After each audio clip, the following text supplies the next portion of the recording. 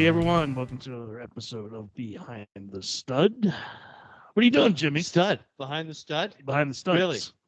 Did I say stud? Yeah. All right, I've been meaning to have Well, a enough conversation about with me. you. it's come to that point. Enough about me without me. Yeah. Could never do this without Oh you, my sir. God, it is so funny you say that because last night, Easter night, Jane and I had the conversation. I said, listen, you need to embrace your mistakes. Mhm. She came over and she hugged me. And then what happened? I get it. Hey, Yeah. shut up. Okay, good. I shut up. It's a good time to keep your mouth shut. That's- Yeah. Yeah, man. It's like over the weekend, lumber-wise, I put all my Anderson 400 series windows in Good. that were historically correct for the Historical Commission. Nice. Good. Oh, what a bite out of my pocket that was. Sure. And I got my door in, got everything else set up, ready to go, and now I'm going to be working on the outside trim. And it was so funny because it's an old house, new Yeah. stuff, old measurements, Yep. old houses, and it's just like you got to be ready for it because, just make everything plumb and square and make it look as good as you can Best make you it can. look. Yeah. as best you can. Well, I it mean, looks it's an old house, and fantastic. it's what it is. A lot of light.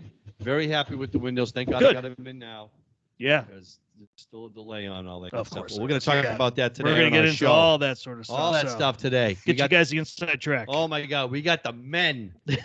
We got the men who run the machine, the who know the machine. dynamic duo sitting in Yeah. front of us here. Oh my God. We'd like to welcome Todd London and Mike Glowacki, and they're with Sherwood Lumber. Yep. Hey guys, how are you? Hi, how's it going? It's going good. Hey fellas. Thanks for joining us. We really appreciate Good it. afternoon. Of course. Nice. Afternoon, yes. So where are you guys out of? So I'm here in Melville, New York, which is on Long Island. Yep. Okay, yep. And I live in northern New Jersey, good old Pequannock, New Jersey. Okay. Nice. All right. So yeah, they're neighbors. Kinda. Yeah. I lived down That's Great right. Neck for a couple years. Yeah. Uh, So how long you guys been doing this? So I've been at Sherwood for 5 years, been in building products for about 15. And Mike? Oh, nice. Okay. Yeah. Great. Yeah, very similar story. With Sherwood for about 5 years and building materials for about 14 years. All right. So Todd, tell us a little bit about Sherwood Lumber. Yeah, so Sherwood is a two-step distributor. We are the bridge between the manufacturer and the dealer in most instances. Sherwood as a company runs two business models. We sell a bunch of commodity lumber, about 1 billion board feet of commodity lumber a year. We sell that across the United States. And then more specific to the Northeast and to the Mid-Atlantic, Sherwood runs a specialty business. And to Sherwood, what specialty means is exterior building products, outdoor living. So if it makes your curb appeal nicer, if it makes your backyard a little cozier, that's kind of what we do on the specialty side of the business. Nice. Wow. Okay. Well, let's just get into it because you're hearing it from our side. We're boots on the ground here and everywhere we go. And it's just like, can't get materials. Materials are so high. And geez, how do you guys do it? I mean, what do you do? Yeah. I mean, is the surplus? Yeah. These past 2 years have been challenging. That's I to say know. the least, yes. And in addition to be challenging, they've been really volatile. So I heard you make a comment on the lumber. I mean, a lot of people are asking why the prices are so high. It depends on what you're talking about. So lumber's been really, really volatile, right? There's been really high highs and really low lows, and it kind of moves very quickly. And that's we can talk about some of the dynamics. And then some other building materials have kind of fallen alongside, whether because of supply and demand or one or the other. Right now, I know we're experiencing a really hard time in the PVC domain. I'm not sure if you guys are experiencing sourcing that. We're witnessing some struggles in the aluminum portions of our business. I'm not sure if you guys are experiencing any of that. But what's going on is supply chain's disrupted and demand has been up. And when both supply is low and demand is high, things start to get tight. And that's that as an economics 101, that's probably the simplest way I can put it. COVID caught us off guard a couple of years ago. I don't necessarily think we've truly come back from that. Containers have become really hard to source. Trucking costs have gone very high. And if you follow commodity lumber as a commodity, it's experienced some of the highest volatility over the past 2 years than we've ever seen. Mhm. Wow. Yeah, I mean, nothing was scarier than to walk in, not necessarily who I buy my lumber from, but to walk into a Home Depot or a Lowe's and see no pressure treated wood. It was like, wow, that was just Yeah. crazy. Mhm. So Yeah. crazy. And then the price. Yeah, and then the price when it came back around. I mean, and I also understand too, and we used to, I would tell a lot of my customers this too. If you can wait to do some of your projects, like an addition or something like that, just wait a little bit because as prices come down, you're not going to see it right away in the stores or at the lumber yards because you guys bought it at a higher rate, because it's like a month old or whatever. So you just wait till everything kind of shifts, cycles out and gets back to the lower price. Yeah, that's a good point. Where to get to an average cost of lumber at your local retail lumber yard takes a little bit longer than what you might be seeing, if you're tracking it online as to how the futures is doing. Sure. So there's no debate about that. For the bigger builders, for the guys building larger projects, so one portion of our business is forward pricing, where Sherwood will lock in a lumber purchase for 1 to 2 years for large projects. And that allows our builders to Wow. really take chips off the table. We're hedging with the futures market, but that's been a really good way for builders who are skeptical to build because they can't get a firm price to kind of take the risk off the table, lock in a price, and understand what they're going to be getting. So that's been a really, really valuable tool that we've been offering over the last year. That's amazing that you guys offer that because I was talking to builders and I was talking to customers and they were saying, we're going to build a house. We're not going to do this addition. And then it was like they go back after 2 weeks of talking to the builder and he's like, yeah, it's now $35,000 more. And they're like, what happened? He's like, the prices went up. There's just, it was changing on them, thousands of dollars a week. It was just crazy. Yeah. So- Trust, we see it. Trust us. Yeah, we know. Yeah. So I got to ask this question because we've talked about this before too. Mike, or whoever. There's tornadoes hitting out west. There is a hurricane that hits the coast of Louisiana, and we have a natural disaster. FEMA comes in. What happens then? Is it a spike, and does the government just buy all the lumber and cut off the supply that's going to the consumer? And does it go to disaster relief? Is that how that works? So I don't necessarily think that the government would step in and buy the lumber, but what the lumber mills do is that there's certain allocations and certain things that meet, and then they hit their quotas, and then they funnel the rest to those devastated areas. I think that there's probably a percentage, unfortunately, that gets allocated every year towards the disaster relief because, unfortunately, with the weather patterns and things that we're seeing, they become an annual event, unfortunately.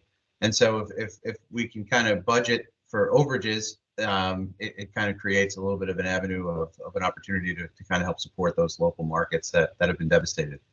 So would you say, like some of the lumber companies that you do work with, they have a surplus of plywood and lumber set aside for disaster relief? Would you say?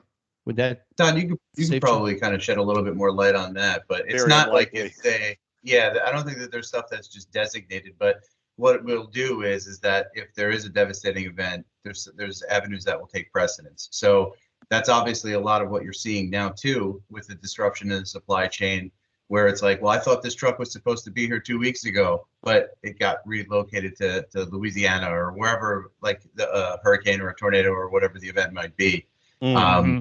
It does kind of take precedence to have someone have shelter over their head rather than have somebody be able to just do like an addition, for example. Right. Yeah. Right. It's kind of the nice thing to do. It's Right. really funny. It's kind of funny too, because at the lumber yards and some other stores that, handle building materials and stuff like that, and you ask them and they say, we don't know. We'll see what comes in on the truck. We put our order in for this, but we don't know if we're going to get it. Sometimes we get half the order, a quarter of the order. That's not your fault. It's just the way it's rolling right now, Yeah, we're trying to get wood to our customers as quickly as we possibly can. Trucking's tough these days. Containers are tough these days. The mills shipping wood, there's the most recent thing we've seen is that there may be wood built up and ready to go from the mills. We just can't get it out. So it's a challenge. Customers that think about their inventory right now, outside of just in time needs, seem to be doing the best. So anything we can do to encourage our dealers to think about their 30, 60-day needs versus their immediate needs has proven helpful over the last 2 years. Great. Okay. Yeah, it's like you got to switch gears now because of Yeah. it affects everything. Now, do you guys also deal with window siding, any of those other products? Yeah, so on the exterior side, we do decking, we do railing, we do siding, we do stone veneer, we do PVC trim, we do aluminum column wraps, you name it. On the outside of the home, we do a lot in the exterior. We don't do windows. That's actually the only one we don't do right now. But all the other stuff, yeah. I think you got your hands full with the rest of it. Yeah. Yeah. No need to drop in windows right now. How about flower boxes? Got any flower boxes? Mailboxes. We got plenty of flower boxes. We got a sale on flower boxes. Jimmy makes really nice flower. Yeah, let me tell you something. I stack them together and I make a mini shed. I flip one upside down. It's good. Yeah. Looks nice. Yeah. Perfect. Yeah. But for siding, what are you guys seeing? The trend on siding right now. So it's in hardboard, I think everyone's familiar with vinyl, so I won't speak terribly to that. I think vinyl's vinyl. That's great. Yep. There's a place for that. And hardboard, we're seeing two major disruptive products that seem to be showing growth. So I think in a lot of geographies, the market leader would be like a fiber cement based product, and we're seeing quite a bit of that still, obviously. Yeah. And then outside of that, what we're seeing massive growth in engineered wood siding and advanced composite sidings seem to be the kind of like two prevailing like winners in terms of like disruption. So engineered wood siding, I'm sure you guys can attest. Labor is really hard to find. Right. So if you can find a hardboard siding that has ease of installation mousetrap, I think that's going to be attractive to the trades. And when you can marry that with an attractive looking product that has an authentic wood look, I think you're going to see installers gravitate towards wanting to install that type of product. More importantly, or I shouldn't say more importantly, as equal of importance, one of the things that we're seeing a ton of growth in right now are these advanced composites, and anything that manages moisture better than your alternative hardboards like a fiber cement or even an engineered wood for that sake, where you can install to the roof line or install the grade and you don't have to worry about freeze thaw to the same degree. That's been really, really popular. And so we've seen quite a bit of growth in that category as well. Like hardy board, right? Hardy board? Hardy board would be a fiber cement based product. Advanced composites that you're seeing are more of these like calcium polymer based composites. So I think historically they've been most related to PVC siding, but they're not really PVC siding. But they're no longer expanding and contracting, and they're impervious to water, and they look like real wood. There's a couple brands. Sherwood sells a product called Everlast, which would be an example of that. But there's a couple different brands, and they've been all the rage. In terms of trends, whiteboard and batten, white siding, and black windows. We're selling more of that than pretty much anything else that we could possibly get our hands on. Black windows. It's the 1970s all over again. Yeah. That's exactly right. But I think if you look at the trends in whether it just be the regular housing market of like the millennial generation coming in, I think that the home buyers are kind of being understood to be like more astute in terms of like total cost of ownership, right? And so there's not really anybody who's raising their hand and volunteering like, I want to stain and sand my siding and repaint it every couple of years. With an engineered composite siding and advanced composite siding, what you're seeing is a limited maintenance cycle. And so like instead of having to scrape and paint, you're just power washing it off with a hose, and then you're getting an elongated warranty that is backed by science that you can actually help explain to somebody of why you're going to be getting a lifetime color warranty that includes fade. And if it does fade, you get labor to be able to go back and put it back up on the wall. So like there's really dynamic stories that are developing in the emerging markets as well, where if you move past the tradition and you look towards the future, there's things that are out there that are developing. I mean, I make the joke all the time on sales calls where in the 90s, when a lot of these technologies were like the market sector, the market leaders have been coming out, cars were promoting anti-lock brakes and air conditioning as upgradable features. You fast forward the clock, and now cars drive themselves, right? And so you have yep. you have a technology that's happening all around us, and it's good that now in the building material industry, you're getting a lot of these emerging technologies to be able to come to light. We will return right after a quick word from our sponsor. Hey, Colin. Hey, Jim. Did you know that humans spend at least 93% of their time indoors? Really? Right. That doesn't seem right. Well, with Live Outer, you can get the best outdoor furniture that will keep you outside for 93% of the time. Wow, that's great. That's what I'm working on. Wow. Right. So if you go there right now at liveouter.com/studs, you will get $300 off on your order and free shipping. That's great. Get your $300 off and get your free shipping and get this awesome furniture. They come with covers that just slip on, slip off, roll up, roll down. Yep. Check out their website. You're going to be highly impressed. Beautiful furniture, custom made, just the way you like it. Yeah, it's a great product. You know, life-proof material. It's got this like nano coating that's water, mold, bleach, and stain resistant. It's just phenomenal. Right. It's got triple memory foam. Yep. I thought double was good, but they go the extra mile. Well, It's why triple not? memory foam cushions that are comfier than most outdoor furniture. Mm-hmm. How more comfortable can you get? Not much more. That's pretty amazing. Yeah. Right?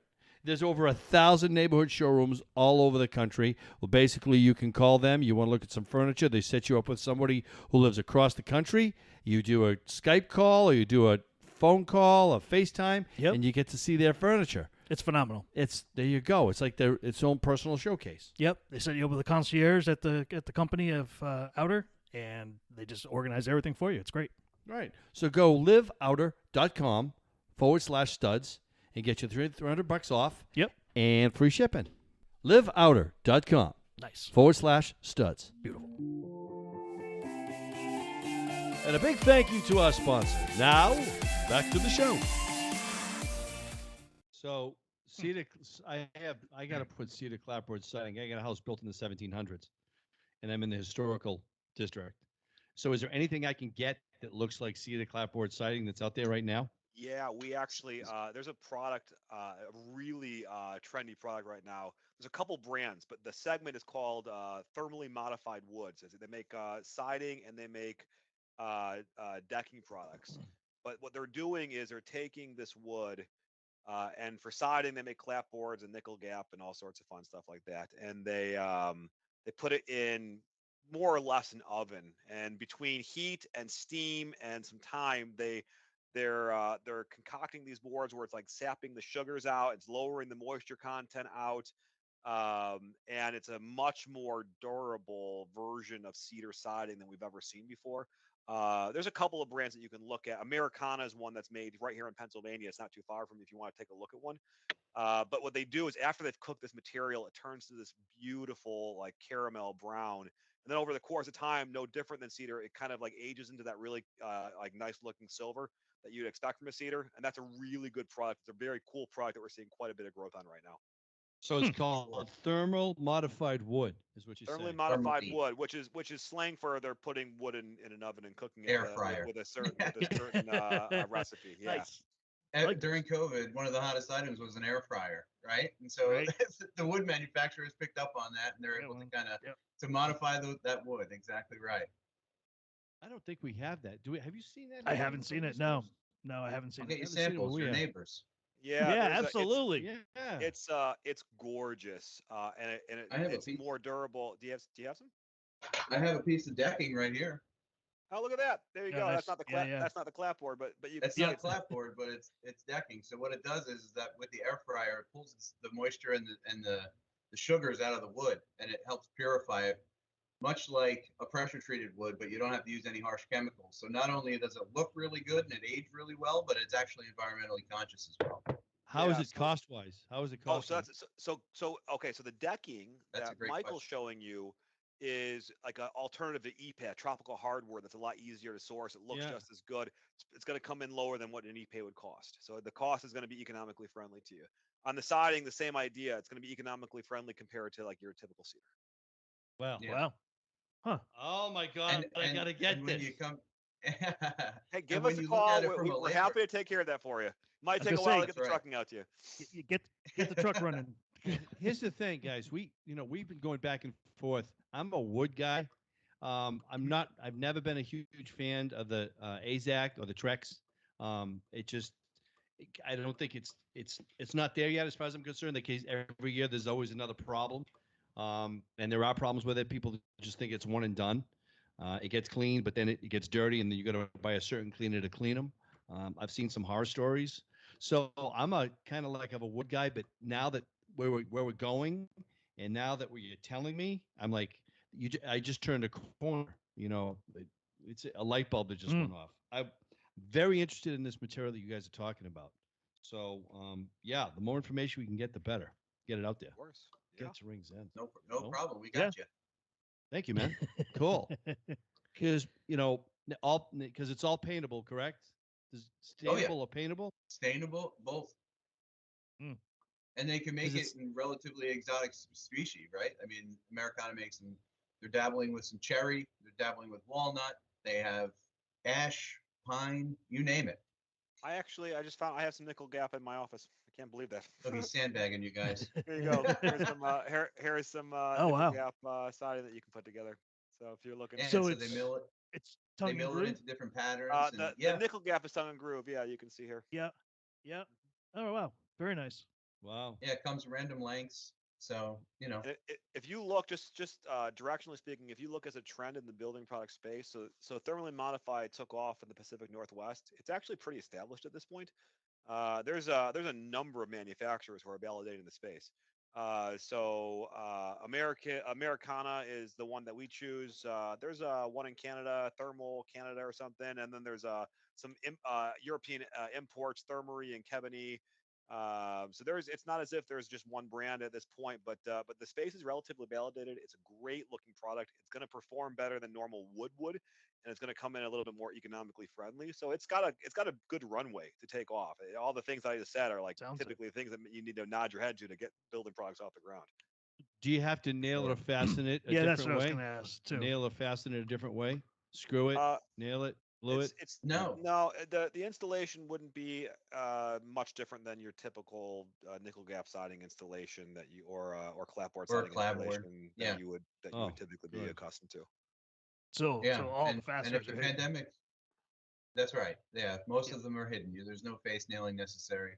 And if the pandemic has taught us anything, and with all of the supply chain crunch, to have like a powerhouse manufacturer like Americana right in Pennsylvania to kind of help feed Connecticut or New Jersey or New York, like the local market, it's readily available, and we're really excited, bullish on the product line. Nice, and lots of different colors and looks and everything else. Species. Yeah, different species. Cool. Is it out in New Jersey? Are they using it in New Jersey now? So Sherwood sells to all the states in New England, the tri-state, and the Mid-Atlantic. So it would be available to any of your local New Jersey dealers within a day or two of a order. So we got to shake down our local lumber yard here. I mean, really got to shake them down. Because we go in there and tell them we're going to go, what? Yeah, and you just tell them, give Sherwood a call, and we'll be there. You got it, man. Nice. Oh my God, I like that. This is awesome. I like Really, that. Very excited about it. And I don't usually get excited, and I am. So other than this, what else gets you guys excited about the industry? What's coming? Anything new? Yeah, I think for us, I mean, outdoor living has been the rage, right? There's no debate about that. Composite deckings have been absolutely on fire. We can't seem to hold on to enough. There's a lot of reasons for that. Aluminum railing, very popular. Stone veneer, backyard kitchens. That's been like if I had to say like what we're seeing the most of right now, I think a lot of it is that you canceled those 1 or 2 vacations over the last 2 years. You have disposable income. You're being told to socialize outside. You're looking at your backyard, and all those things equal remodel time. And so we're seeing a lot of that kind of stuff. Nice. You can see a lot of cable railings where you guys are. Yeah, so quite a bit. You know what else we've been seeing is the vertical cable has been super popular. Okay. Well, yeah. So the vertical cable is actually really unique because everybody likes the cable for the vision, right? Like the sight lines, whether you're by the water or the woods or whatever it is that you want to see. but a lot of the building codes have kind of adopted like a no-go on the horizontal, right? And so because of the climbing up the ladder. So between maintenance, you have high tension wires that are surrounding a livable workspace, right? Or working around a livable space. Slightly dangerous. I mean, they're not super high tension, but they're still under a lot of pressure. The verticable gives you the same sight lines, doesn't give you the risk factor of being able to climb that ladder, and it's a lot way more easily maintained with just like a slip nut underneath the bottom rail. And so it gives you high visibility, really classic modern look, without any of the risk factor. Yeah, Wow. it looks gorgeous. I can also tell you, like, the thing that we've realized in the last 2 years, because outdoor living's been such a focal point, people are thinking about their backyard as like an extra room in their house. Oh So yeah. you're really seeing like just beautiful work being done with nice lighting and thinking about what your backyard's not only going to look like during the day, but what the vibe looks like at night. And it's been that's been probably the thing we've seen the most growth. Wow. Yeah, I'm out. Yeah. I'm out every night in the summertime. Yeah. Oh my God. I have, Right. I have How a are screening the porch. bugs? It's perfect. How are the bugs in your neck of the woods? Well, that's the other thing too. Carry you away, baby. Yeah, that's right. They So can be a little annoying.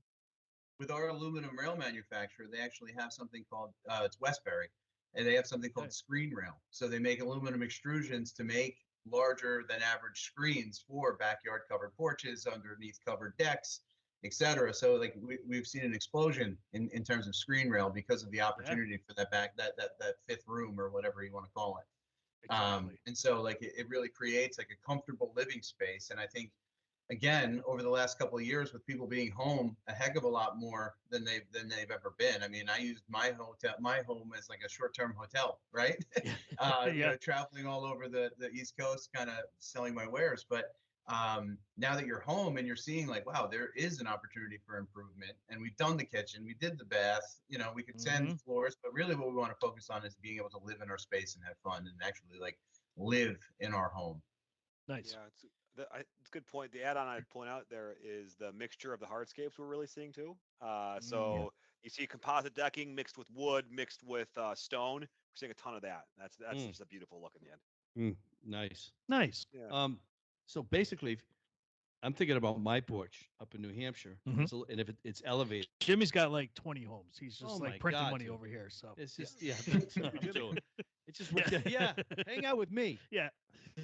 Bring your tool belt. I need. Sounds good. Bring it. And all that thermal hardwood. I could use that, please. Yeah. Thank you. So I'm thinking of the screens. Yeah. Remember when we did Mosquito Joe? Yeah. Mosquitoes only go how high? 12 feet. That's it. 12 feet. Yep. So if I'm up in the air, if my deck is high enough, all I would need is really the screen. You don't need a ceiling. You don't need a roof. I mean, in the rain, I know, but still, you can do an awning. Yeah. You could do a rollout awning. Sure. I'm just thinking, guys, out loud.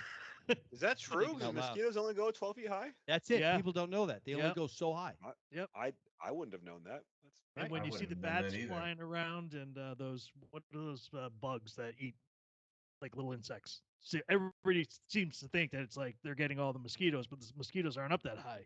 It's another type of bug. It's like those little black bugs. Right. They go up high. Right. The The no-see-ums. mayflies. Those see little some bastards. mayflies. Yeah, I hate those things. Those little bastards. Right. But Those are the worst. Yeah, they are. But bats also they start up high, and bats do come down low. If they come down low, Yeah. then they're making a difference for sure. Have you ever seen a bat drink water? It's amazing. It is amazing. You told me. I got to tell these guys this Please story. tell them. Yes. It's a great story. I'm sitting by the pool one night, and it's dark, and a bat comes down, and it hovers. I mean, it flies right along the pool and just opens its lower jaw. And it goes, chip, chip, chip, chip. And it comes back one more time, gets another gulp, and it was gone. Yeah. Wow. That's it. You should That's all I got get for a camera when you're sitting out there. National Geographic. Absolutely. Right. And I talk with a British accent. Nice. Ships water. Oh boy. All right. All right. Yep. The wheels are off the cart. That's it. officially. We're done. So, yeah. Anything else? Yeah. Anything you guys want to tell us about? Like, how do people find you? Yeah. Mike?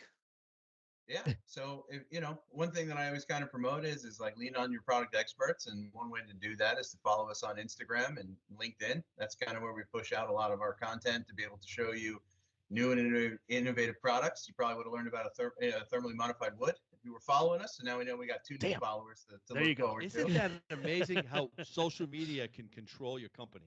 If you like, In today's world, it's a huge part of it. Huge. It is. It's a good value add, that's for sure, because it gives you the opportunity to be in people's homes at 11 o'clock at night when they're looking at stuff to renovate and look at different products and things that are out there. And Sherwood really wants to take that first step forward to be able to be that thought leader in that space for a lot of the different products that we have to offer. So Nice. you can certainly look us up and follow us on LinkedIn and Instagram for sure.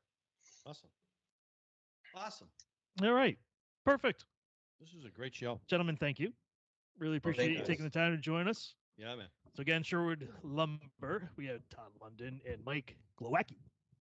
It is. Did I say correct again? That's twice. You got That's it. twice. 2 for Yeah, 2. I'm good. I have peaked. I must leave. Elvis needs to leave the building. I have to leave the building. He's actually going on vacation this week. Yeah. I'm actually Nice. heading down to New York tonight to stay in a hotel, and then we're flying into Jamaica tomorrow. So yeah. Nice. So enjoy. My wife is waiting until I'm done with this show. So And we have a she's ready to go. We have a cardboard cutout of him that's sitting at the desk, so it moves once in a while. We have like a spring on it, so it looks like he's writing or he's talking. Like the Home Alone silhouettes. Yeah, Exactly. pretty much. Exactly. Yeah. Right. That's it. That's what we're I doing. gotcha. That way nobody misses me. That's right. Right. The boss is in. Keep moving. Keep working. Yeah, exactly. All right. Thanks again, All guys, for right. joining us. Thank you, fellas. Everybody, All please right, check appreciate out it, guys. Sherwood Lumber. Yep, Yeah. absolutely. And Jimmy, great show, sir. Yes, sir. I appreciate it. All right. I And we'll see appreciate each other you. next week. I Yeah. appreciate you. Thank you, stud. Enjoy All right, see ya. Jamaica. Enjoy your vacation. Thank you. See you, Thank you. fellas. See you guys. All right. Bye. Bye-bye.